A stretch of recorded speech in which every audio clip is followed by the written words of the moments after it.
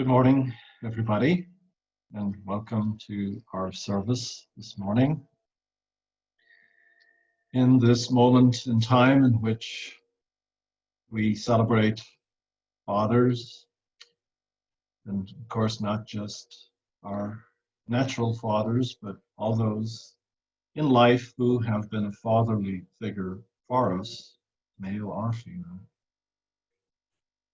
And as we celebrate that energy, of course, we're reminded of the real father, the real source, parent energy. That is the divine. So whenever we celebrate anyone in our life, whether it's a father, mother, sibling, friend, partner, that form is really just an individualized form of the one form, one presence. And so we begin our service, as always, by focusing on our candle. And so I will light our Christ candle.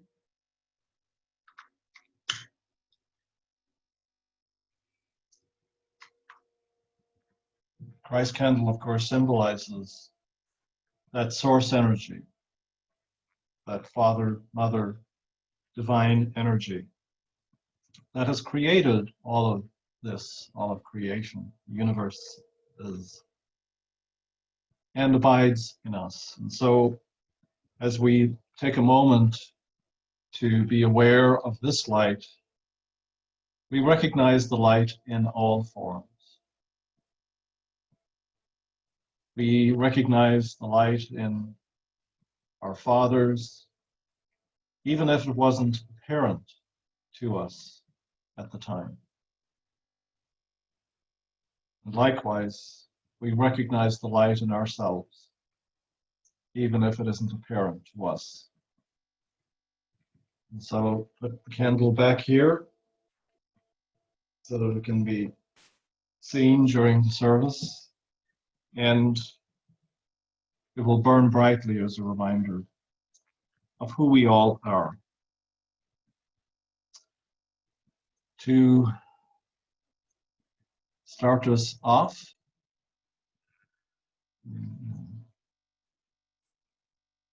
we have a wonderful singer again this morning, Karen Taylor-Good. And the opening song that I've chosen this morning is called You Are Loved. Again, it's a high energy song, so please enter into the spirit of the music. You are loved! Woo! That's good news. This song makes me happy. Yeah. You are loved, all is well. Your creator thinks you're swell. How's it make you feel? Let me hear you yell. You are loved, all is well. I'm gonna tell you something. Find the joy in living. It's not supposed to hurt. Just ask and it is given. Yeah, that's the way it works. Get yourself a big old dream. Be open to receive. Gravitate, appreciate. You're right where you need to be. Whoa, you are loved. All is well. Your creator thinks you're swell. How's it make you feel? Let me hear you yell. You are loved. All is well. Hey, tell them some more, Stove. Okay. Don't take yourself so serious. This is how it's done. Be easy about all of this. Life's meant for having fun. Raise up your vibration. Tune into your heart. Know what you want. Act nonchalant. Remember who you are. Whoa, you are loved. All is well. Your creator thinks you're swell. How's it make you feel? Let me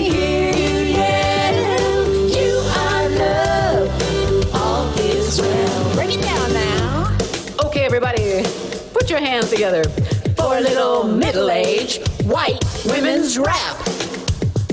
What would you do? If you knew, It's impossible for you to fail. who would you be? Can you see? Take a step. Come on, blaze a brand new trail. You bring about what you think about. Yeah, you bring about what you think about. What a hurry. What's your worry? Why you thinking that you're all alone? Cause you're not. So stop. Take a breath. Realize what you've always known. You bring about what you think about. Yeah, you bring about what you think about. Think about. You bring about what you think about. So think about this. You are love, all is well. Your creator thinks you're swell. How's it make you feel? Let me hear you yell. You are love, all is well. You are love, all is well. Your creator thinks you're swell. How's it make you feel?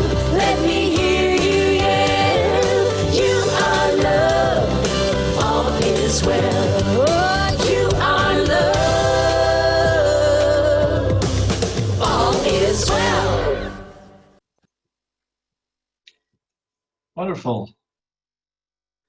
So for my invocation this morning, I'm actually going to play a video rather than speak myself. And this is something that I came across a few weeks ago and wanted to show it then, but it kind of got bumped with the themes of the last few Sundays. And this is from a Unity minister put together by her tech team. And the reason why I want to show it today is that it really talks about source. We're talking about the creative energy, the creator who's created all of us, who's given all of us life. And a reminder that we, in turn, are creators. And again, it fits in, of course, with our overall theme for the year, that you are an essential light worker.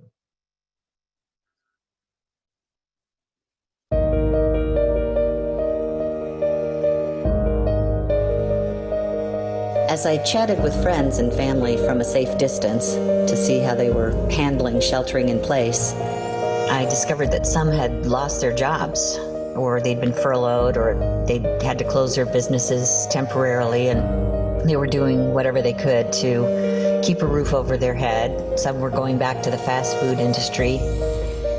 And two of them had babies that were less than a year old. There was one couple that had just gotten married.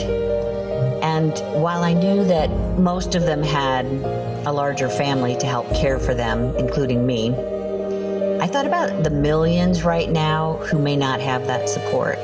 And that's why I'm hoping to remind and inspire you as essential light workers that when you can't be a physical support to someone during this challenge, that you could use this time to help lift and transform the collective consciousness around this pandemic. Help to release the flow of God's abundant good, because not only is that good abundant, but it is guaranteed.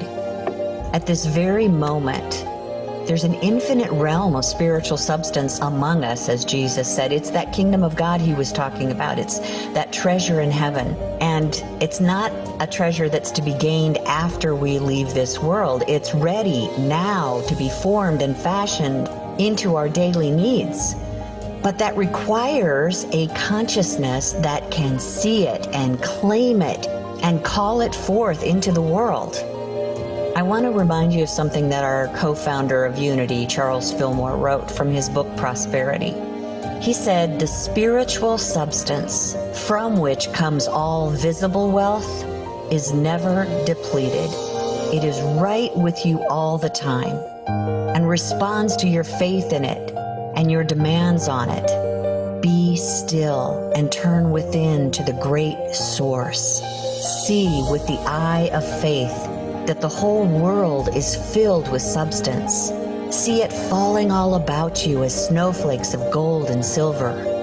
Pour your living words of faith into the omnipresent substance, and you will be prospered, though all the banks in the world close their doors. Turn the great energy of your thinking toward plenty ideas. and you will have plenty, regardless of what the world about you is saying or doing. Isn't that inspiring? Will you join me? I'm calling on you as essential light workers to join me in seeing the tide turn on this pandemic and its shortage. Because in truth, there is no shortage, for God is our instant, constant, and abundant supply. Just join with me together and let's know together. Divine substance flows freely in our lives and throughout the land, filling every need abundantly with grace and ease, and I am grateful. Very powerful message there. One that we need at this time to be reminded again that each one of us is source. And whatever we look at in our lives where we think there's a need, we just need to remember in consciousness that we can call on this substance, this spirit of creation, to provide for our needs and the needs of all, as she said, to bring an end to this pandemic. And so we are powerful light beings. Let us keep that in mind. So we enter into a time of prayer right now. And again, we have a long list of people to pray for. We continue to pray for Karen Lyons, who is on hospice, as well as Diana Malley. We pray for them and for their families. And we pray for Penny Severinson on the left here. Penny is Marion Wiest's sister, who passed away last week. And then also Jerry Zumwalt, Curtis Zumwalt's stepmom, who also passed recently. We continue to pray for Sean Bartlett as he deals with recurrence of cancer. We continue to see him whole. We pray for Carolyn Holman, who is having a procedure tomorrow for her health and well-being. And we pray too for Andy and Karen Holman for their continued health. And we also remember John Wright, Caroline Wright's uncle, who passed away from COVID-19 on Friday. So we hold all of these people in our thoughts and prayers. And let's take a moment to silently include any other people that we want to pray for.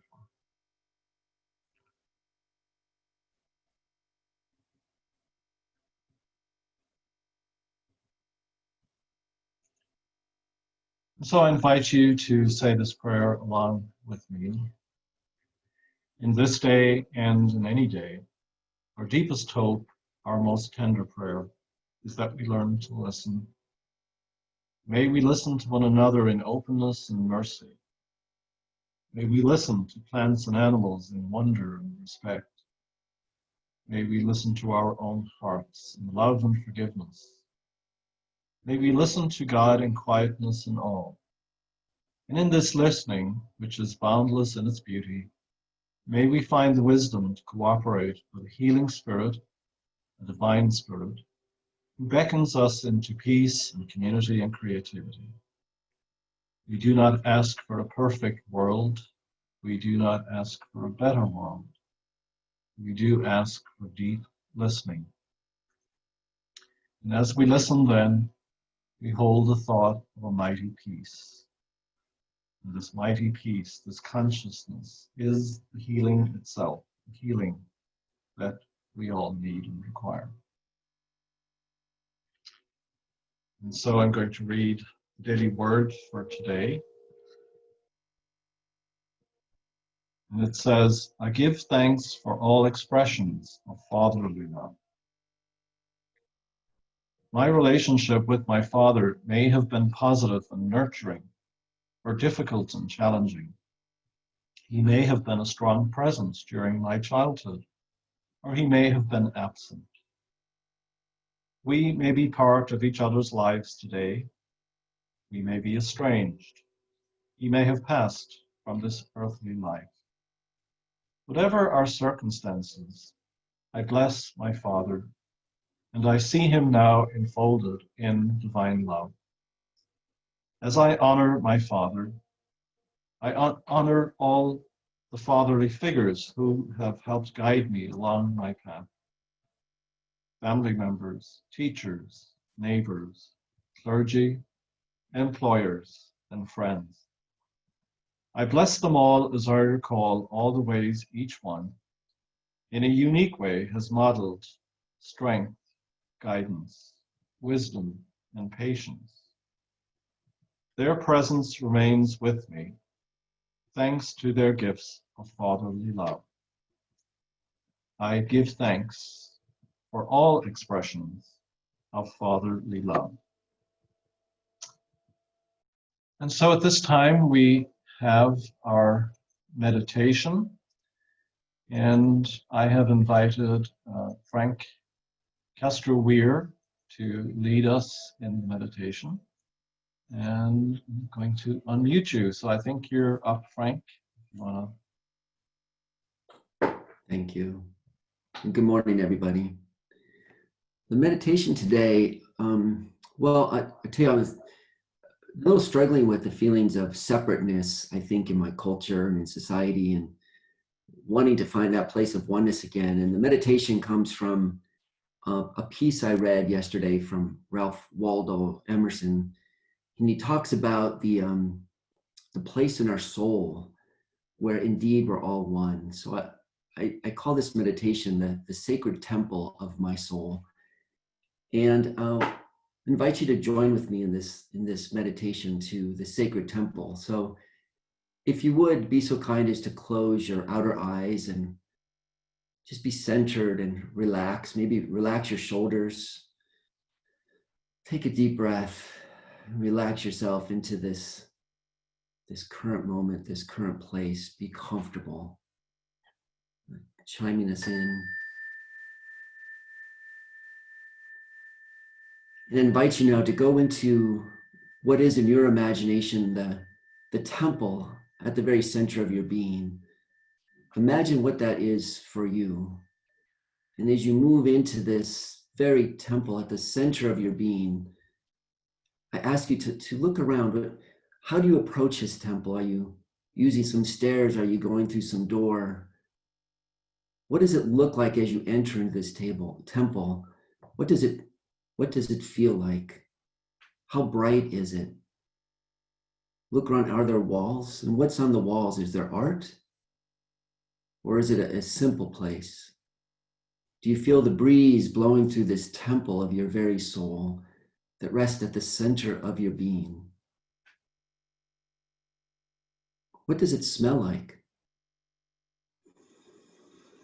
Is there the smell of nature, of fir or cedar, or do you smell incense? And is there a chair in this temple? In what way can you just center and relax and feel yourself sink into this very temple of your soul? And just rest in this place. This is a safe place. This is the place where you are grounded. This is the very essence of peace and calmness and a release of all anxiety. Here in this very temple of your soul, you are at peace. Here in this very place, you feel the breeze of the divine blowing through, and you recognize in this place the very oneness, the very connectedness of you with the divine.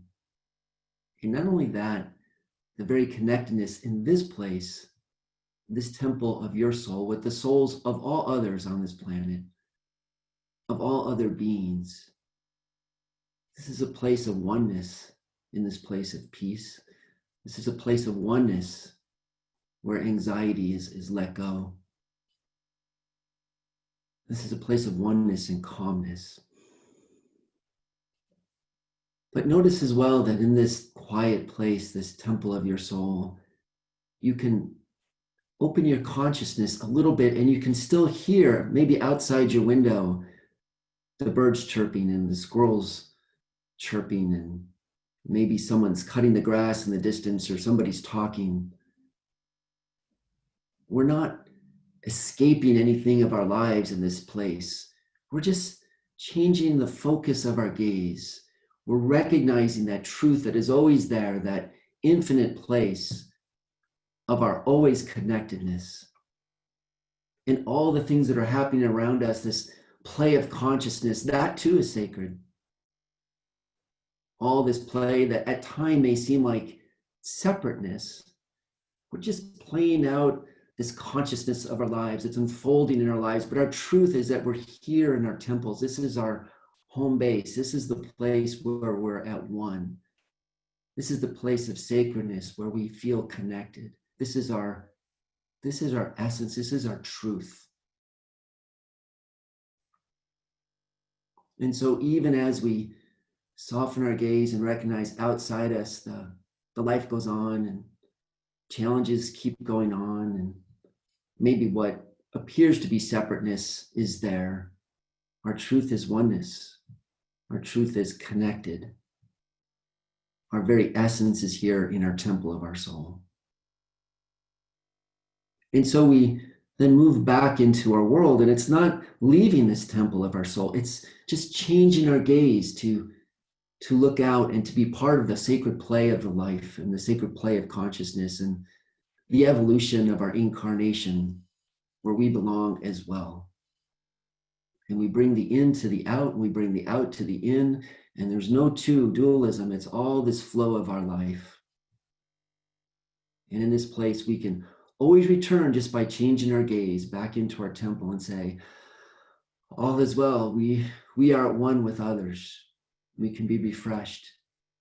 And we can always be a non-anxious presence. We can always return to the fact and the truth of our oneness. Oneness with each other, and oneness with the divine, and the strength and the energy and the power and the non-anxious presence, who we are, to be engaged in the most positive and effective way into the play of our world. And so we change our gaze slightly, which in essence, we leave this temple of our soul. And though we never leave it, it's just a matter of perspective for the moment. We take another deep breath. And with chiming back, we're grateful for this place that's always there with us. And we move our attention back into the world, into what's present in front of us, into this incarnated reality. With gratitude, we say thank you, and we are present, and we know we are one. And amen.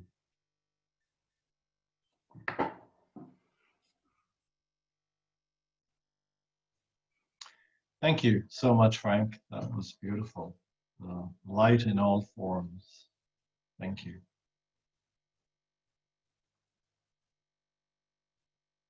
All right, so after that, we return to Kieran Taylor Good and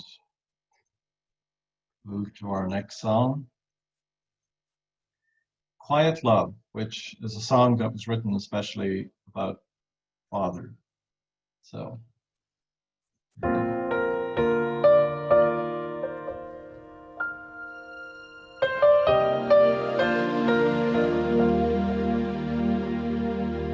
You're the man who celebrates my birth, half the reason I'm on earth. But somehow you were hidden in the shadows.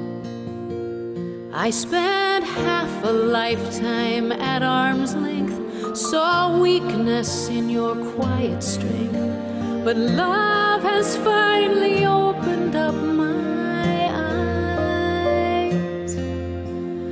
It's so good to see you, really see you at long last. I treasure every moment now, they're going by so fast.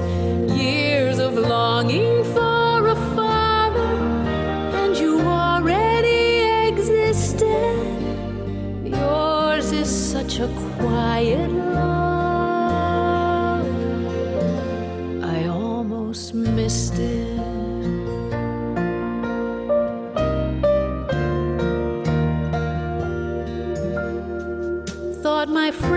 had more exciting dads. They were doctors, they were college grads, and you were selling tires down on Main Street. Somehow I didn't understand the caring in your calloused hands, the perfect love that waits inside your heart. And it's so good to see you, really see you at long last. I treasure every moment now, they're going by so fast. Years of longing for a father, and you already existed. Yours is such a quiet love, I almost missed it. All the while I was wishing for Father knows best. You were loving me so much better. And those years that I wasted, lost in regret, have turned into something so tender. And it's so good to see you, really see you at long last. I treasure every moment now, they're going by so fast. Years of longing for a father, and you already existed. Yours is such a quiet love, I almost missed it.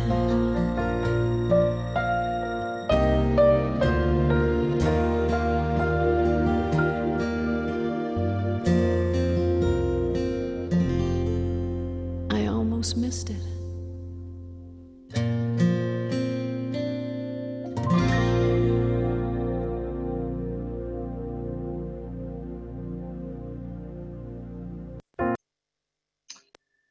Beautiful sentiment there from Karen Taylorgood. She is such a great songwriter. So today being Father's Day, we're going to try something again that we did on Mother's Day. It was such a success. I got such positive feedback that I decided to again ask some of our congregants to be the ones to share about their fathers. So, first up this morning, if I can find him on the list of all those who are on here. We'll keep looking. We'll eventually find him somewhere. Okay. There he is. Okay. So first up, we have Ted Upton, who's going to share about his dad. Good morning, Ted. Hang on. We're unmuted. There you Good go. morning. Thank you for giving me an opportunity to say something about my dad. Gratefulness and gratitude is what comes to mind every time I think of my dad. And he wasn't the only father figure in my life. I had a lot of other mentors that definitely filled that spot. I'd just like to, I've jotted down some words to describe that father energy that's been a part of my life. And I'd start off with, he was a man of his word. He was very spiritual, a provider, loyal, honest. In some of his jobs, he was a mechanic, blacksmith, welder, carpenter, butcher, baker, gardener, fisherman, hunter. Psychic, I guess would be another word for him too. Father figure, mentor, someone you could go to for advice and always had good advice for you. my best friend, a great yardstick for me to measure up to. The seeds he has planted in his family continue to yield fruit. And I'm very grateful for him and what the roles he played in my life. Thank you very much. Well, thank you, Ted, for sharing about your dad. Sounds like you were one of the fortunate ones to have a good experience of a father figure in your life. Thank Most you. definitely. Thank you. Well, congratulations on that. So if you can mute yourself, I don't know if you're able to do that, that would help me. It's done. All right. And then up next, we have Joy Castro Weir.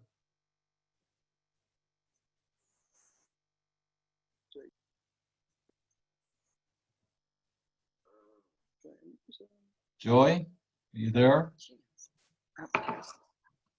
Right. Okay. Can you hear me? We can hear you, but we can't see you. People can hear? Okay. Awesome. Oh, there All you right. are. Well, hello. Yeah, I'm popping up as Frank Castro Weir. We're playing. Okay, very We're good. playing a little game of musical chairs here. Nice. Yeah. Well, thank you, Jerry, for giving me this opportunity to talk about my dad. It's always really exciting to have a moment to share about people that we love. So I wanted to start with sharing. I found a journal entry from June 2nd, so right before Father's Day, 2010, when I was 13 years old. And on this day, I wrote, "I'm going to work with Dad tomorrow. I know that it's going to be fun, but I can't help think of his office and be afraid of the fact that it's on the 17th floor. Yet I know I'll be okay because the light of God surrounds me, the love of God enfolds me," and I go on to write out the prayer of protection. "Because wherever I am, God is." And then the next day, June 3rd, I write about the day and what I did with my dad in his office. And I said at the end, "Boy, do I feel lucky to have Frank C.W. as my dad. I truly treasure our special moments together." So my mom and I were cracking up over this the other night, and I just wanted to share that to begin, just to express gratitude for my father for teaching me about the power of prayer and the ritual of journaling from such an early age. Those are two things that I saw modeled in him my whole life, and really, really appreciate the gifts that he gave me of teaching about ritual. And yeah, so I think I just wanted to share briefly about my dad, that the greatest gifts I think he gave me are the virtues that he's displayed and the things that I've embodied because of watching him now for 23 years. The first virtue that I've learned from my dad is to maintain curiosity about the world, and to be curious, to ask questions, and to learn even throughout every stage of my life, to never stop being curious about new things, be it a podcast or a book. My dad, secondly, demonstrates a willingness to trust that things will work out. He puts in hard work, and then he knows when to say, "I've done all I could to control the situation. The rest is out of my control. And now I watch it unfold." And that's a really powerful and beautiful gift, Dad. Thank you for that one. Thirdly, he works really hard at all endeavors in his life, even when he's not being seen or being acknowledged for the work that he puts in. And I think that's a really valuable virtue in everyone. And I see that in my dad, both for what he does for our family and professionally. So thank you, Dad, for that. And lastly, as I mentioned with my journaling at age 13, I'm so grateful for the way my dad has modeled the importance of ritual and routine, and understanding what's good for oneself and then acting on that every single day, and really being steadfast in what's right for yourself, Dad. I think you've really shown me how to prioritize my own rituals that make me a better person. So those are just some points about my father. yeah, I guess I would just end really quickly. Here's little photos of my dad with my brother. I thought was really sweet and wanted to share that with the world. And here's my father with me as a little tiny baby. A very gentle and loving presence. And for those of you who haven't known him as long, that's what he looks like now. I know you've just seen him on the Zoom screen, but thank you, Dad, for the virtues you've taught me and modeled my whole life. Love you very much. Thank you to all father figures.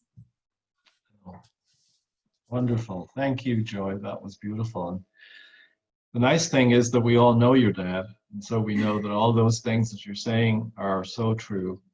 Frank is such a wonderful, gentle, calming presence, loving, has been for you and your family and for our community. And I think Unity is really blessed that Frank will be ordained the Unity minister next year. So thank you. So if you can mute yourself, that would be great. Thanks. All right, well, up next, and we all have different stories. And so this time, I'm going to invite Marlene Buttonfield to share about her dad. So at first, when Jerry asked me to share, I was a little hesitant because I had kind of a bumpy childhood in relation to my father.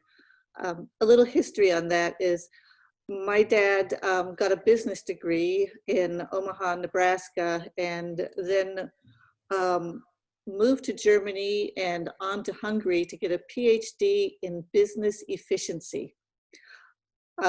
So yes, for those of you who are curious, we had signs hanging all over our house, predominantly in our bathroom, right directly in front of the toilet, so we could read it while we were doing our duty, about the importance of getting up early, the importance of always doing better than your best, the importance of being sure that you never wasted a moment, because a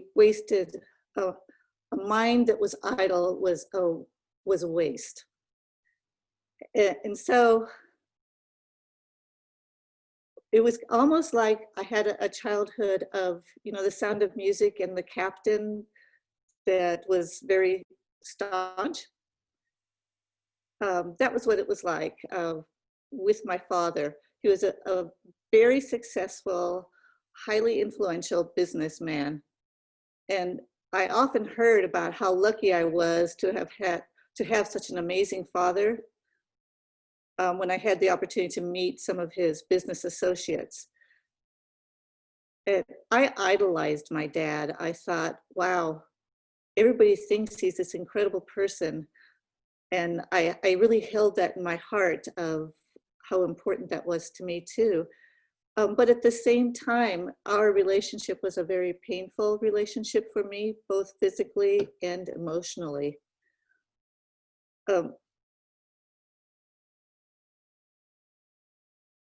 My poor dad had a daughter, me, who would absolutely test everything that he held dear. I caught on quickly to the business world and was always that one who would win any magazine sale, or I had a business of my own before I was a sophomore in high school. But at the same time, I didn't care about business. I was just doing it for fun. And so what happened was I questioned everything that my father did. I questioned, why did you find success, or why do you deem a successful person a person who is wealthy or has money or knows how to run a business? And why can't we base success on how we feel about ourselves and what's important and how we care about others? These were thoughts that were totally different than what my father held as important in life. And so there was a lot of conflict between the two of us. My body healed much quicker than my spirit did, but my spirit did heal.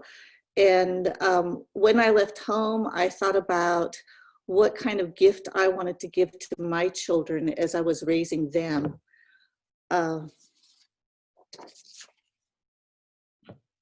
I realized I would want my kids to feel that I would always advocate for them, and that I would want them to learn to advocate for themselves too. I would want them to know that I loved them dearly, and I would want them to know that they were capable of anything they dreamed of, and that I would believe that dream right along with them. When I look back, I know that I probably could not have been as good a parent as I feel that I was with my kids if I had not had those hard knocks in my childhood. And I'm not saying that it is ever okay to intentionally, emotionally hurt another human being, especially a child that you're given to care for. But what I am saying is, thank you, Dad. Thank you for helping me become who I am. Thank you for helping me to learn that gentleness is more valuable than harshness, that encouragement is more valuable than diminishing words, and that beauty is not an outward appearance, but in what we hold in our hearts.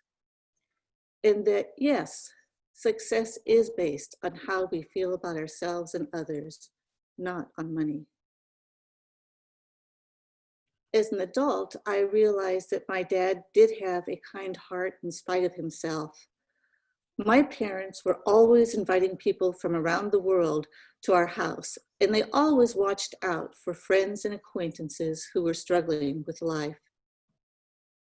I'm grateful for that childhood I had. And I see now that those harsh words from my childhood were really my father's words of concern, that were filled with love, and I just miss them. It's kind of like that song that we heard.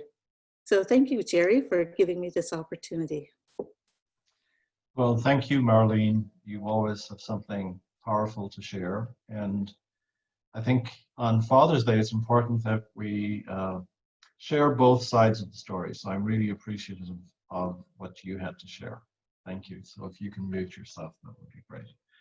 And next up, we have Magdalena Jekyll, who, when she saw that I was doing this, contacted me after the e-bulletin went out and said that she would like to share about her dad. So, Magdalena. Well, thank you. I cannot really see. You told me I could share a picture of my dad. Right now, I don't know whether you people could see it. Just hold it back a little bit. Pull it back. Yeah, there you go. Is Beautiful. Okay. You know, I cannot see it, but That's okay. We can. Okay. So what I want to share about my father. He was the most wonderful father to me. Every night when we went to bed, he sat by my bedside and sang to me some lovely songs about the little flowers going to sleep, about the moon rising, and I loved it so much. And then he also, the first time I was about 3 years old, we went for the first time to the seashore, and he had such a way of showing me something that made it look so marvelous. It was very quiet. He went up to the dune and he said, "Look." And I looked, and I had never seen the sea before. It looked like the big gray wall that was kind of, you could hear the sound of it. And he made everything to me, you know, like especially wonderful. It's and then he also took me to my first opera when I was about 8 years old. It was Hansel and Gretel by Humperdinck, and I had never seen a real opera. I thought I'd only see a puppet theater, so I thought that these people there were puppets, really big. And he said, no, they are real people, and I couldn't believe it. But then I got so scared when the witch, was riding around on her broom. and screaming. And then there was this wonderful scene where the 14 angels come and sing to the children when they are sleeping in the woods. I don't know whether you know the opera. But anyway, he also had a very beautiful voice himself. And on Sunday afternoons, we could get the whole family together. And his older sister was a pianist, and she accompanied him. And he sang all those Lieder by Schubert and Brahms and Beethoven. And I loved it. We children loved it. We were sitting under big piano and listen to the music. And then also when I got married in Berlin in 1943, it was already during the war, and we got married, and he gave us a gift of singing some beautiful songs for us. And it did by Beethoven. He talked about his faith in God and the greatness of God. And it was so beautiful because the times were so hard. And it was just the middle of the war. And it was very uplifting to hear these beautiful songs. Okay, that's what he did at my wedding. And then later on, last time I saw my father, he took me to the train. I was in Berlin, and I was going to Graz, where my husband was waiting for me. I had just visited my parents in Berlin. And then I looked at him, and I gave him a big hug. And then I saw that he looked so thin, and he was already very, very sick with cancer, but he never mentioned it. So I had the feeling it must have been very, very hard for him, because he knew that we probably would not see each other again. And so I can always think of that. And so in the next spring in 1945, he was in Berlin, and the bombs were falling, and the Russians were coming in, and there were artillery fire, but he had managed to get the whole family, all his children, out of Berlin. And he was there left by himself. But he saw I was in Graz, and my sister was in Bavaria, and my brother and my mother were in a small town with friends. And so he was the only one that was left in Berlin. And then he got so sick that he couldn't keep his food anymore. And he went on his bicycle and went to a clinic that was still operating underground in a bunker.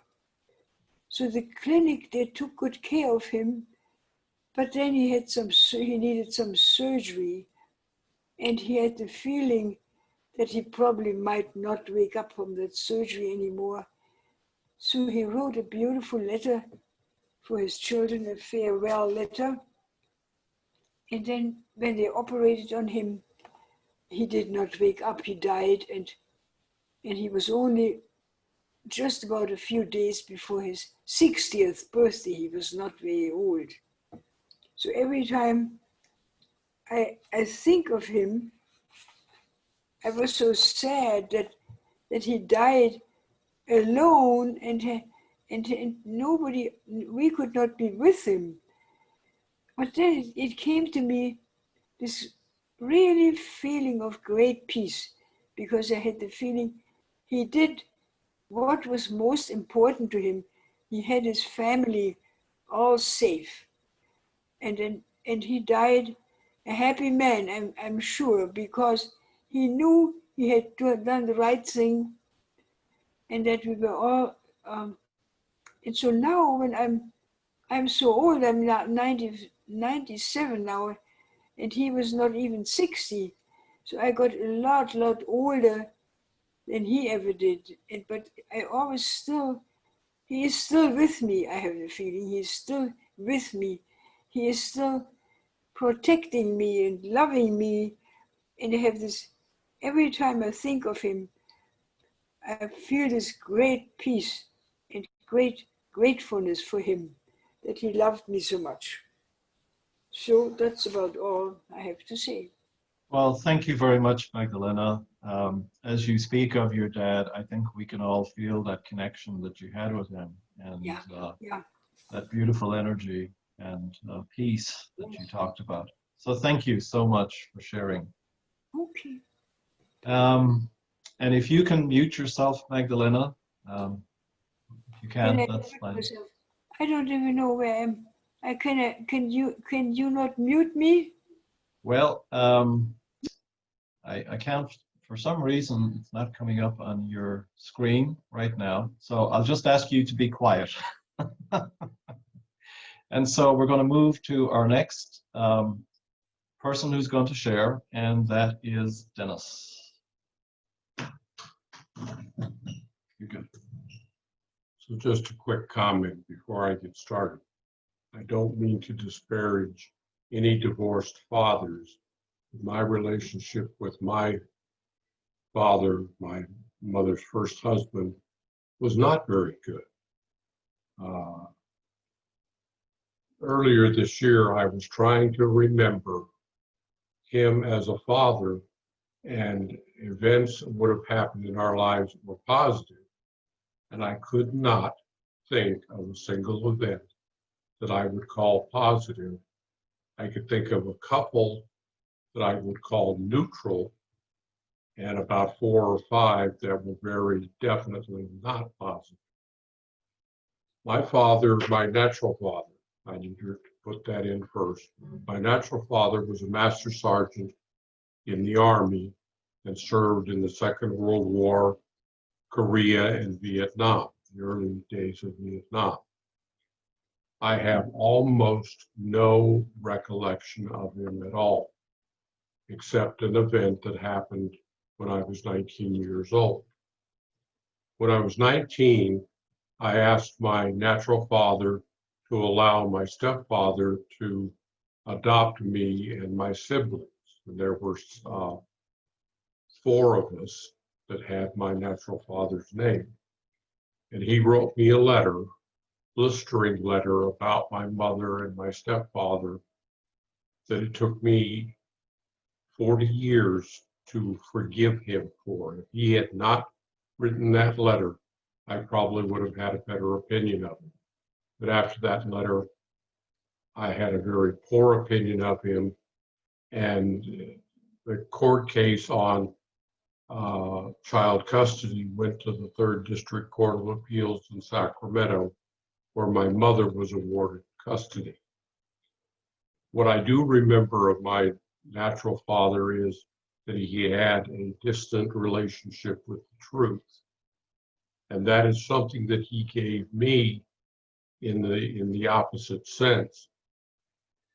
I wouldn't tell a lie now because it came to me very quickly that when you tell a lie, you have to remember what you said.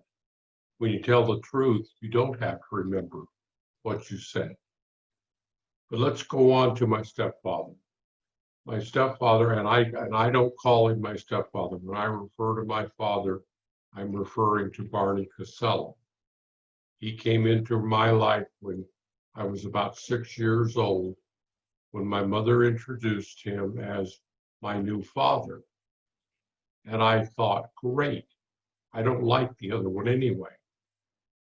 So I very quickly took to my second father because he was very stable. He wasn't particularly loving in the sense of showing affection, but he would do it in other ways. My mother packed him a lunch for work every day, and he would bring back whatever goodies she had packed for his lunch and break it up and give it to the 6 of us as a treat at the end of the day. And I never forgot that he did that every single day. They also had a very interesting relationship to me. He would come home and give my mother his paycheck. She would give him $20 for cigarettes and a haircut. And this was every 2 weeks. And I thought, what a strange relationship. He's giving up his paycheck. And that's because the check was necessary to raise the 6 of us. Two of my siblings are his children. We never refer to each other as stepbrothers, as stepchildren, or stepsisters, because we were all treated equal.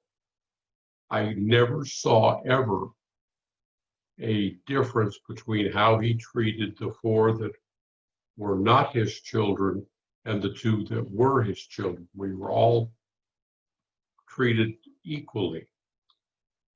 He was a lapsed Catholic, although he felt that religious instruction was important, so we went to church every Sunday. Now, it was half a block away, so it was easy to do. He didn't go with us except Christmas and Easter, but we all went every Sunday to church so that we would at least have enough information to make our own decision when the time came. As I said, when I was 19 years old, I went into the military and found that I had never been legally adopted. So I had to use my natural father's name for a year until I was adopted by Barney. And my natural father wrote me a blistering letter trying to turn me against my stepfather and my mother. And until this, just within the last year or so, I couldn't forgive him for doing that. But I have, in the last year, forgiven him for doing that because he was doing what he thought he needed to do to keep, quote unquote, his family together, and it wasn't his family for a long time. Barney gave me what other people have referred to as a sense of a rock, being rock solid, always being there, always doing right. He never told a racist joke that I ever heard him say. He never referred to other people in racial terms or derogatory terms because that was not who he was.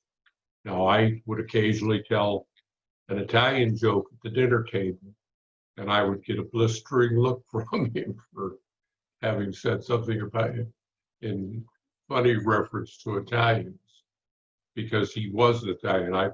I thought my grandfather was John the 23rd. He looked like John the 23rd. And if you look at my father now, and I'm gonna have Jerry put up a photograph of him, I think he looks like a Cuomo, if you can see him. He looks like a Cuomo because he was very definitely Italian. But he gave me a sense of stability, of being rock solid, of telling the truth, of not getting overly excited or overly angry. I was also very much aware that I never back talked him because he had muscles on him. He had been a boxer in the Army in the South Pacific, and he had biceps that scared me half to death if I ever got crossways with him. But he taught me to be stable, and I think that was what he gave me as a gift. All right, thank you very much, Dennis. Those were beautiful sharings from everybody. Really appreciate your willingness to share your dads with us.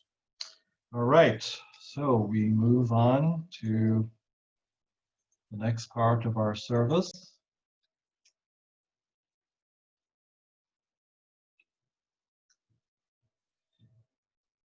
And just in case you didn't know who all those people were, we had Ted Upton first, then Joy Castro Weir, actually then Marlene, then Magdalena, and Dennis Casella.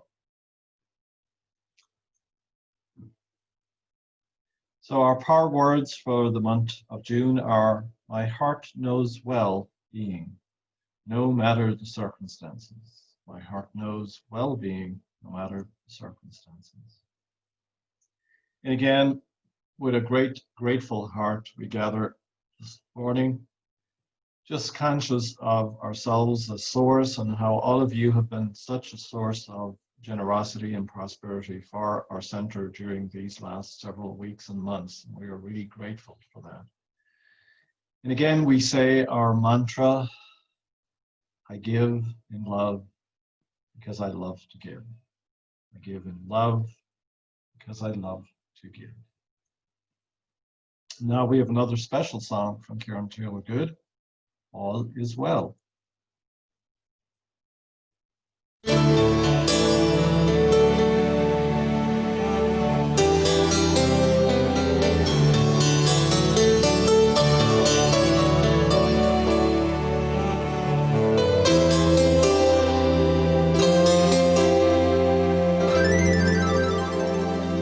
In the web of a spider,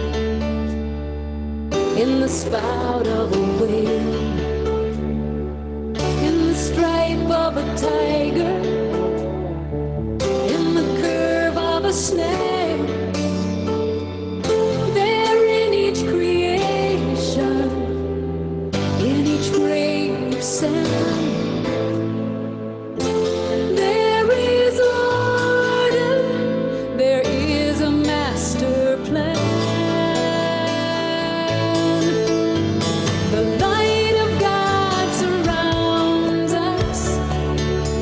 The power of God protects. The presence of God watches over us, and all is well. The love of God enfolds us. Wherever we are, God is. We are safe, we are cherished, and all is well. All is well. Would a loving father leave his children in the cold? Would the great creator not value every soul? We all have a place here. In God we have a home. Each one touching others. We are not alone. The light of God surrounds us. The power of God protects. The presence of God watches over us, and all is well. The love of God enfolds us. Wherever we are, God is. We are safe, we are cherished, and all is well. All is well. God hears the whispers. God hears the cries. Infinite wisdom, all-seeing eyes. The light of God surrounds us.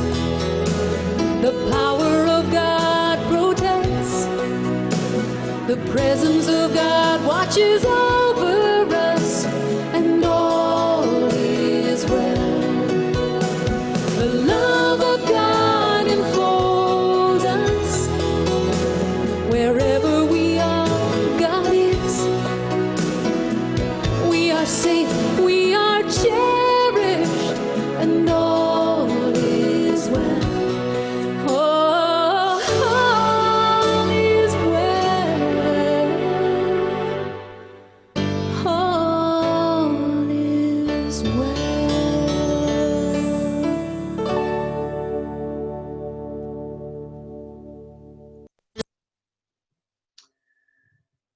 So, just a few announcements. I want you to be aware that there is a program that Unity is going to be presenting to all of the ministers this coming week, an action to overcome racism, which will allow us to take some very concrete actions to educate ourselves, to see what our part is in helping to finally push this thing over the line. On Tuesday, we continue with the spiritual exploration at 10 a.m., watching the Liberating Jesus video with discussion. And again, those are being recorded and they're on our YouTube site. If you haven't seen them, really, really interesting discussions. I strongly encourage you to join us. Also, this past week, Unity Worldwide Ministries let us know that they're going to hold a 24-hour prayer vigil called Embrace Humanity, and that will be June 26th from 7 p.m. to June 27th, 7 p.m. Central Time. And if you want to be part of that, you can sign up for a specific half hour. So I refer you back to the e-bulletin that went out this past Thursday. You can just either, spend some time in prayer anytime during that period, or you can sign up for a specific slot. And again, on the website, unitygold.us, we have a whole section there that's dedicated to overcoming racism, prejudice, and we ask you to take a look at the movie suggestions, the book suggestions, and then various articles as well.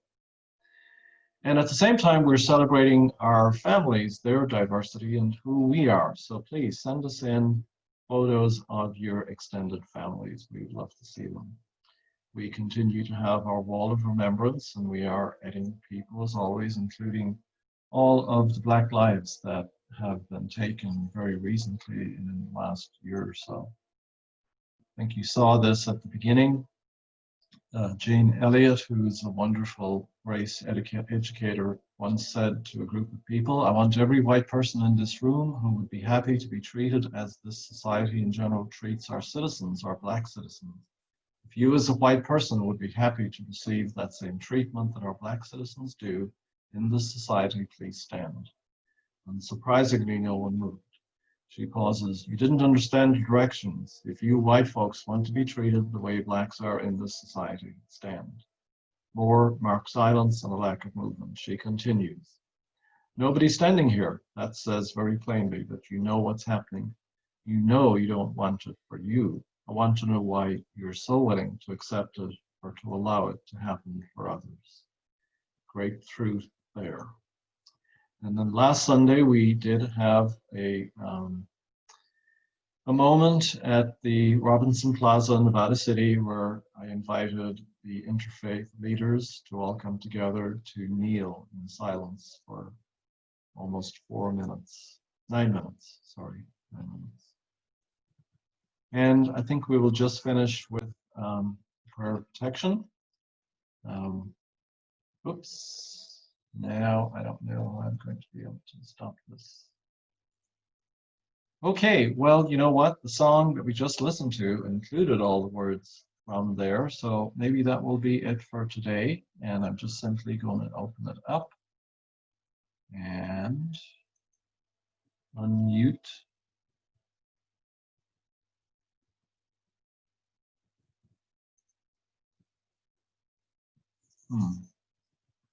Allow participants to unmute themselves. All right, so you can unmute yourselves hopefully right now. Thank you, Jerry. Thank you, Jerry. Thank you, Jerry. Thank you, everybody, for your wonderful reminiscences. Sharing about your dads. Yeah. Thank you, Magdalena. Thank you, guys.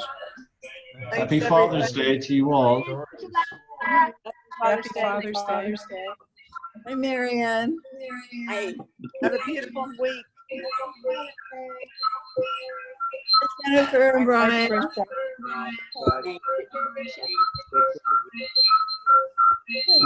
you, Ted. I still think. Yeah.